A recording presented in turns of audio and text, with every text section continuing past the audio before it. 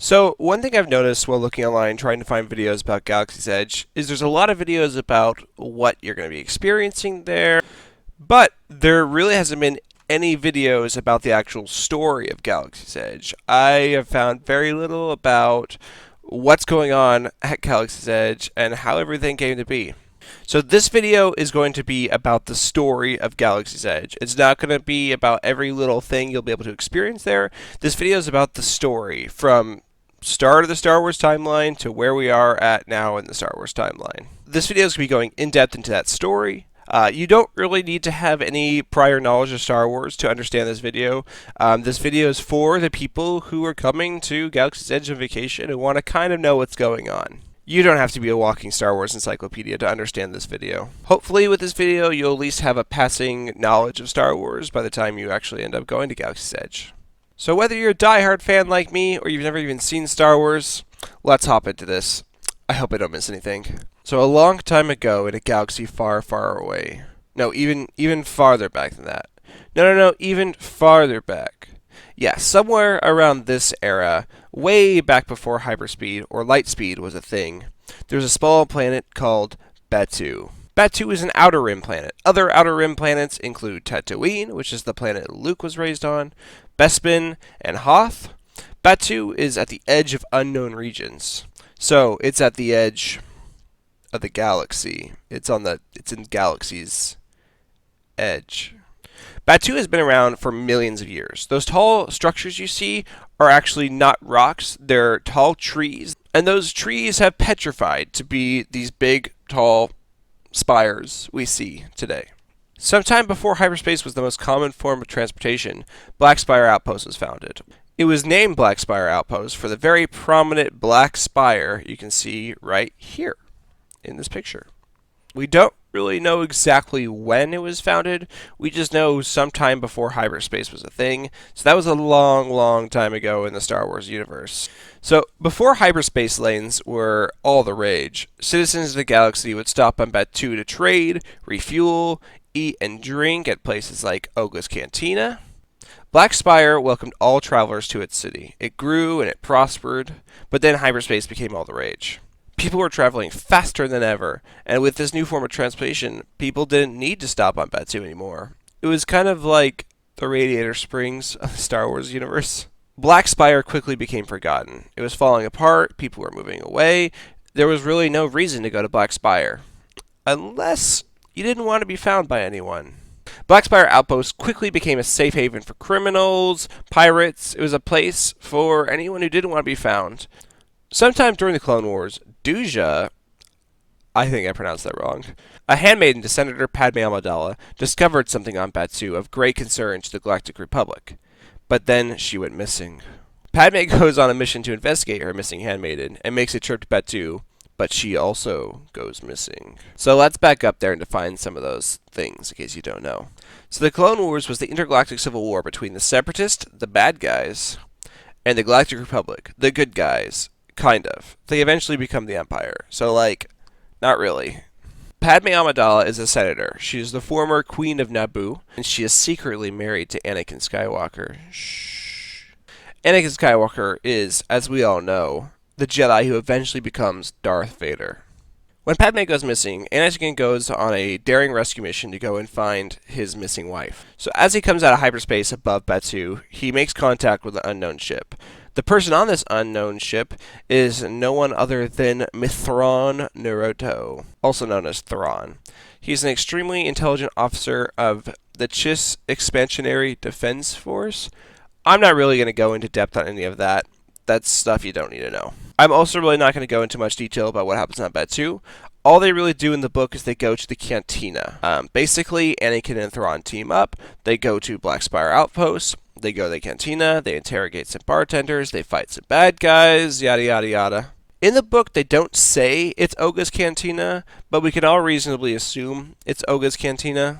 They eventually discover on Batuu that the Separatists are using Batuu as a place to smuggle weapons to another planet called Mokovij. I don't know how to pronounce this word. Anakin and Thrawn travel to that planet to find Padme and destroy the Separatist weapons factory. Spoiler alert, they find her and destroy the factory. Something to note is while they're on that planet, Padme receives help from a man named Lebjao after the battle where they destroy the factory, which also devastates their home world. Lebjao asks Padme for help getting off the planet because everyone on his planet resents him for helping Padme and Anakin and Thrawn devastate their planet. Padme agrees, and Padme and Anakin bring him back to Batuu, and when they leave him on Batuu, Anakin gives him advice saying, "Hey, why don't you take up a bartending profession?" We'll get back to that later. Also, while we're on the topic of the Clone Wars, it's important to talk about this guy. Hondo Ohnaka. During the Clone Wars, this anti-hero and fan-favorite pirate led his gang in the Outer Rim worlds. He faced several run-ins with the Jedi and Sith. He never really took sides in the war. He sometimes did things for the Separatists, sometimes did things for the Republic. Really, his only motivation was money and what would bring him a profit. We don't hear much about Batuu until a couple years before the events of Star Wars Episode 4. Right after the Battle of Atollon, Thrawn, now a Grand Admiral in the Empire, suffers a defeat at the hands of Phoenix Squadron. Phoenix Squadron may sound familiar to you if you watch the TV show Star Wars Rebels. So after Thrawn's defeat in that battle, Emperor Palpatine sends him and Darth Vader to Batuu on a mission to find some disturbance in the Force. So, much like how years ago, when Anakin Skywalker and Thrawn went to Batuu, again Darth Vader and Thrawn are going to Batuu. When they go to Batuu, it's a lot of the same stuff. They still only go to the cantina, and they still only just really talk to the bartender, fight some people, and then they go back to that other planet, Mokavaj. It should be noted that when Darth Vader is on Batuu, nobody recognizes him. Like, that is how remote this planet is. You know, Darth Vader is walking around, he's got his helmet on, he's got his cape, and no one's like, "That's Darth Vader, leader of the Empire." People are just like, man, that guy just must really like black, I guess. When they go into town the second time, they do encounter some species, including the Darshi, the Shistavanians, and Jablogans. So maybe we'll see those species walking around Galaxy's Edge. Who knows? While Darth Vader and Thrawn are on Batuu the second time around, they meet a bartender named Nodilla at Oga's Cantina. This bartender, we later find out, is the same person they dropped off on Batuu many years ago, and Anakin suggested to take up a career in bartending. So maybe we'll see him still there, still bartending. Guess we'll find out. So all that stuff about Thrawn and Darth Vader, Thrawn and Anakin, is all found in the book Thrawn Alliances by Timothy Zahn. In this book, they only really go to the cantina. They don't go anywhere else in Batuu. I imagine that when he was writing this book, Disney/Star Wars was like, hey, we want you to write about Batuu, but you can only include the cantina.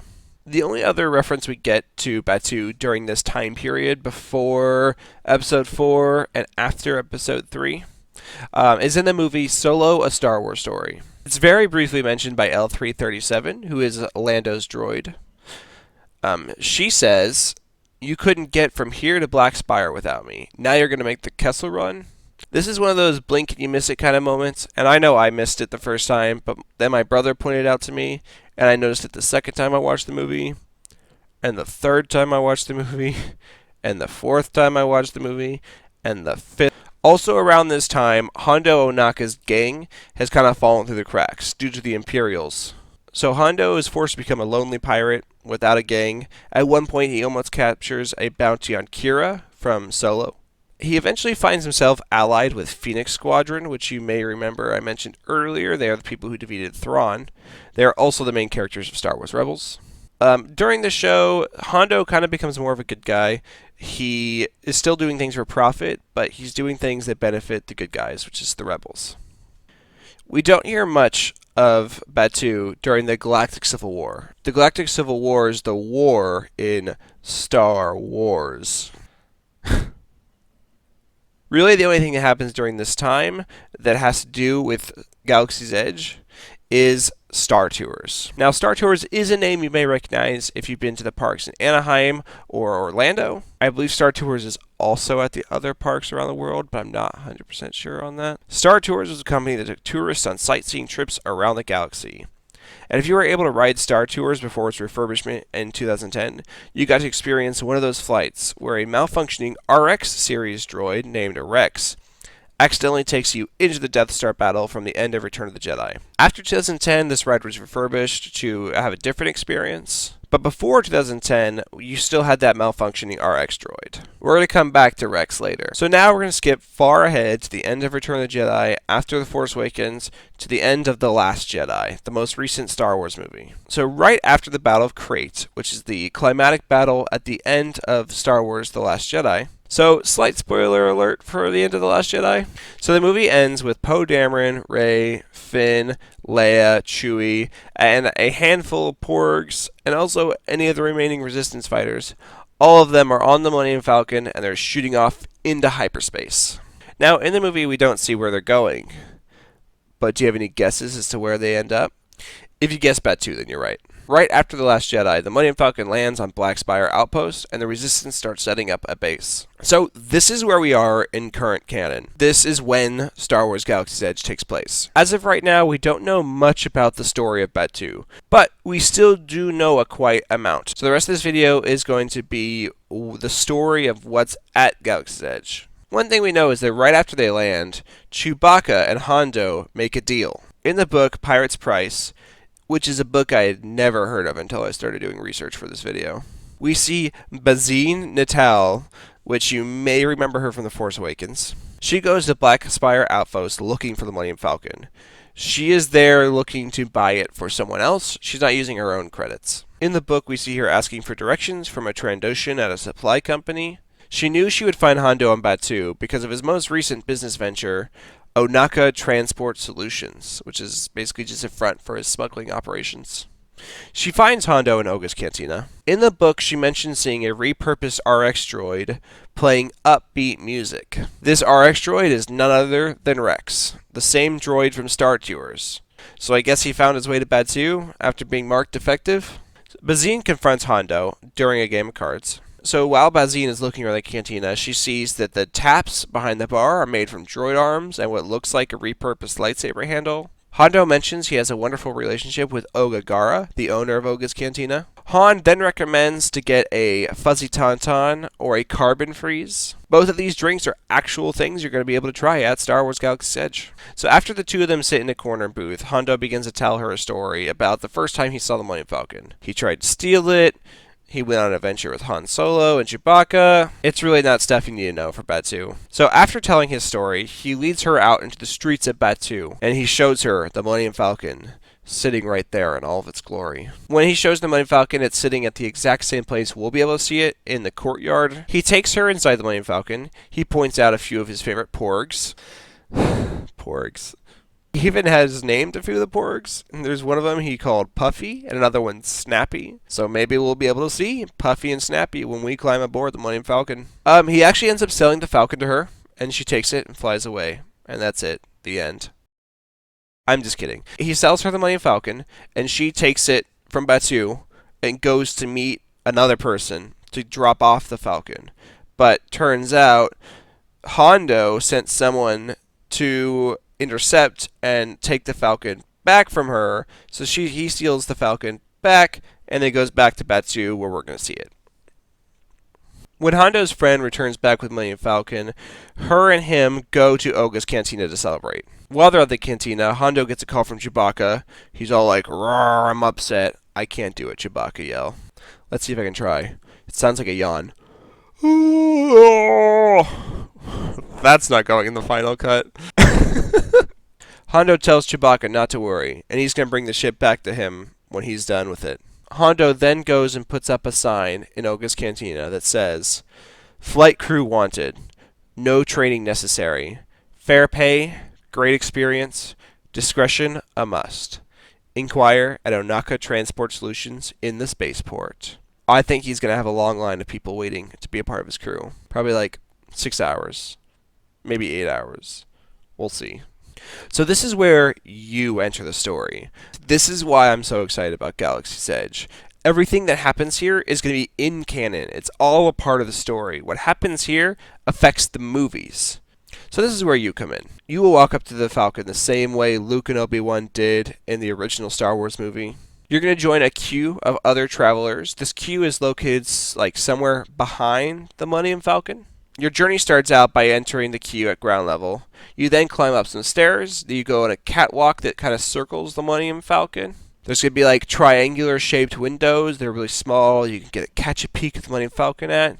But don't worry, because once you cross around the corner, you're going to get a full, unobstructed view of the entire top side of the Millennium Falcon with Black Spire and all of its beauty in the background. As you weave your way through the queue, you'll see boxes that are going to be what you're smuggling. Those boxes are going to have words written on them in Arbrish. Now, Arbrish, if you can see right here, is the Star Wars language. Well, the Star Wars language is Basic. Basic is what they call English. So Arbrish is just the written form of the alphabet. This is actually really easy to learn. I have all this memorized, so when I go there, I can just read it. So if you know and understand Arbrish like me, you'll be able to see that the shipping crates are weapons that you're smuggling for the Resistance. So you'll make your way through the queue, and next you're going to meet the real Hondo Ohnaka. He's going to be there in all of his animatronic glory. He tells you he's got some supplies for the Resistance that's going to make him very rich. In the windows behind him, you'll see that the Falcon has now moved from the courtyard into a hangar bay. So one thing I was confused about is how we were going to enter the Millennium Falcon, because all the pictures, it looks like it's just right there in the square.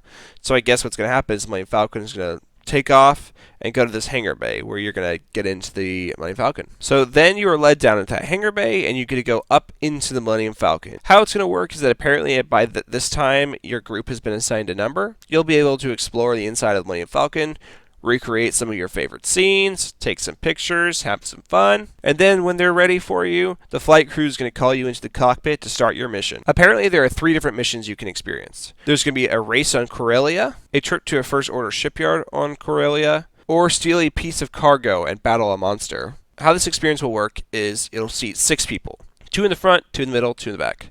2 in the front are pilots, 2 in the middle are gunners, 2 in the back are engineers. It's the pilot's job to pilot the Millennium Falcon, and you will actually be steering the Millennium Falcon. It's going to be the gunner's responsibility to shoot down anything in its way. So if you see a TIE fighter flying in, you got to shoot that thing. So it's the engineer's job to fix the mistakes of the pilots and the gunners. If the pilot runs into a mountain, the engineers are going to have to fix it. If the gunners don't shoot down a TIE fighter and the TIE fighter shoots you, engineers are going to have to fix it. After the mission's over, you're going to land back in the town square where you first saw the Millennium Falcon. I was also a little confused how this is going to work. But how it seems to work is the Millennium Falcon's going to land, and then it's going to kind of go down. It's going to look like you're going into a garage area. You're going to come out there and then go back upstairs, and you'll notice the Millennium Falcon's moved back up into the courtyard. So then you'll see, oh, look, there's the Millennium Falcon where I just landed it. One of the cool things about this experience is how well you do on it will affect your experience here in Batuu. So let's say you did really well on the mission and you did everything exactly according to plan. You might be walking through Batuu and someone's going to say, hey, you did really great over there smuggling things for Hondo. Good job. Or maybe you did bad on the mission. And this quote is straight from the Entertainment Weekly article. You might be going to Oga's Cantina and the bartender says, aren't you part of the crew that wrecked the Falcon? Hondo's pretty unhappy with you. So it's pretty cool how what happens in the ride affects what happens to you in the city of Batuu. It's all a part of that interconnected story. Everything here is all connected. So back to Batuu. You'll find that the city is no longer the backwater city it used to be. It's now occupied by the First Order. The First Order is the evil organization that arose from the ashes of the Empire after the events of Return of the Jedi. More specifically, the Empire has sent their 709th Battalion, codenamed the Red Fury. They arrived on a TIE Echelon, which is a new ship that we'll see parked in the First Order controlled part of Batuu. There is a picture of that TIE online, but it is a leaked photo, so I'm a little afraid to put it in this video. But if you go ask my friend Google, you might be able to find it. So it turns out that the First Order and the Resistance are here looking for something. Now, we don't know what that is yet, but I might know. So about a month ago, I went to an info session for current cast members at Disney World, which I am a current cast member. When I was there, I talked to one of the leaders of the new land. Leaders is what Disney calls managers. This leader is going to be helping Hondo run his smuggling operations. So when I was talking to him, I asked him if he knew what the First Order and Resistance were looking for. Do I know what he told me? This is some exclusive information. No one has heard this yet. I might get in trouble for telling this. What he told me the First Order and Resistance are looking for is a good question for another time. Now, I don't know what he means by that. I don't know what a good question for another time is. Maybe that's just a code name for a weapon or something. I don't really know. I guess we'll find out. But in all seriousness, most likely that question will be answered in the upcoming book, aptly titled Black Spire. Wow, what an original name. This book is released on August 27th, which if you know your dates, that's after Star Wars Galaxy's Edge is opened up at Disneyland, but right before it opens up in Disney World. This book will most likely explain why the Resistance chose to go to Batuu after the events of The Last Jedi. What we have learned from the synopsis is this. This book will focus on V. Moradi, who you may recognize that name if you read Star Wars Phasma. She is one of the main characters in that book. We also know that V was going to be on Batuu because of these trading cards. V is sent to Batuu by General Leia Organa. She is sent to go try and find allies, sanctuary, and firepower for the Resistance. And V thinks she may have found all three of those things here on Batuu. According to the synopsis, she arrived shortly before the shuttle of stormtroopers that I mentioned later. So we don't learn much other than that from the synopsis. But we can see from the cover of the book, you'll see that long-necked alien right there. That is actually the owner of Dok-Ondar's Den of Antiquities, Dok-Ondar. You can see him on the back of this trading card. Dok-Ondar will also be the main character in a new comic book series being released by Marvel that is set on Batuu. This name may sound familiar if you listen closely in Solo: A Star Wars Story. The name is dropped by Kira when she asks the server, "Have you been attentive to Dok-Ondar?" during the party scene. So I guess Dok-Ondar was chilling with... I don't remember the bad guy's name.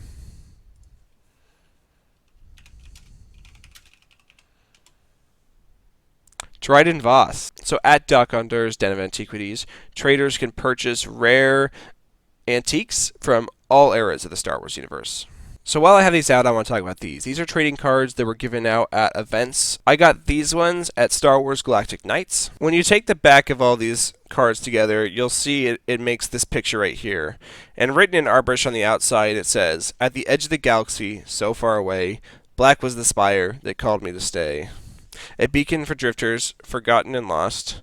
The spire summoned those broken and tossed. Come stay here forever, or just pass on through. The spirit of Black Spire will forever change you." So cool. You can see right here, this map kind of shows where everything is. And also, this is what the backside of all of those cards look like. We have new recruits rendezvous at the ancient ruins, which is part of Rise of the Resistance. Rex entertains the crowd, and Trouble is brewing the cantina, which are both Oga's cantina. The rescue doesn't go as planned, and Resistance recruits face Kylo Ren's interrogation, which is also Rise of the Resistance. And we have blue milk delivered fresh from the farm, which is part of the blue milk stand. While we're talking about shops, it's worth mentioning all the other ones. So we have Bina's Creature Stall, where you can adopt a Star Wars creature. Toydarian Toy Makers, a toy store where guests will be able to visit and buy handmade toys from Zabak the Toydarian. By the way, this is a Toydarian. Black Spire Outfitters, where you can purchase the finest clothing this side of the galaxy.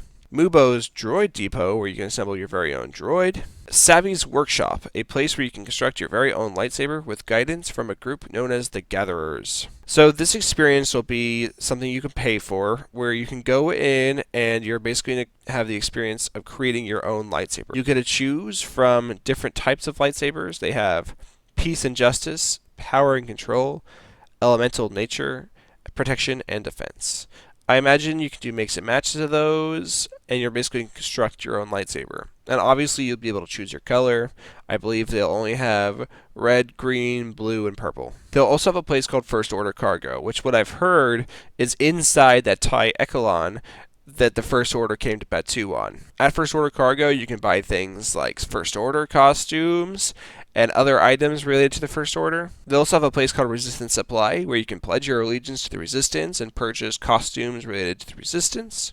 There will also be a place called the Jewels of Bith, which is accessories and other trinkets. The main place to eat on Batuu is Docking Bay 7. There'll also be a place called Ronto's Roasters.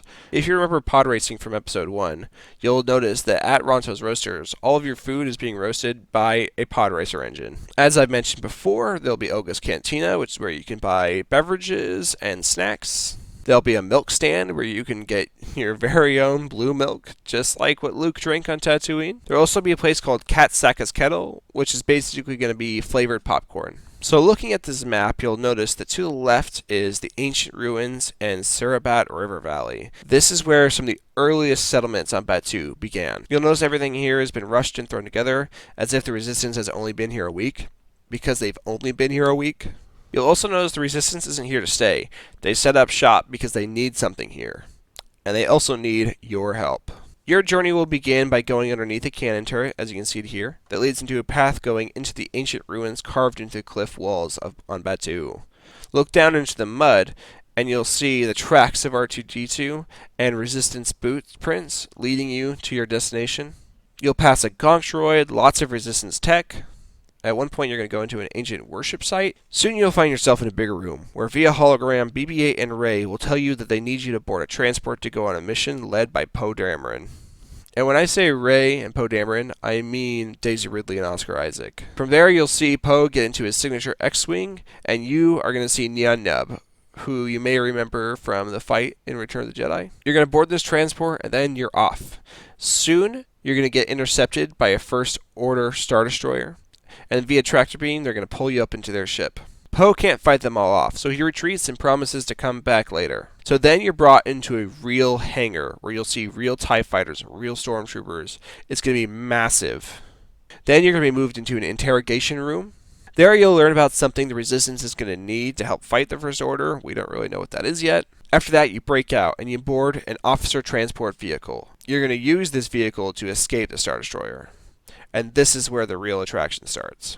We don't know much about what happens next. We know that at one point you're going to pass underneath some ginormous AT-ATs. At one point you're going to encounter Kylo Ren. We also know that Adam Driver and John Boyega are both back to reprise their roles. We don't know yet how Finn is going to be in the attraction. We also don't really know how the attraction ends. But most likely you'll end up back on Batuu safe and sound. So there you have it. That's really all there is to know about Star Wars Galaxy's Edge right now. So as of the time I'm making this video, Galaxy's Edge has not opened up in Disneyland or Disney World yet. It's expected to open up on May 31st in Disneyland and August 29th in Disney World. Now we're all super excited. I work at Hollywood Studios and we got these really cool pamphlets about how excited we are. I also got this cool stuff. I know this is a little crinkled. I got this at the info session about applying to become a citizen of Batuu.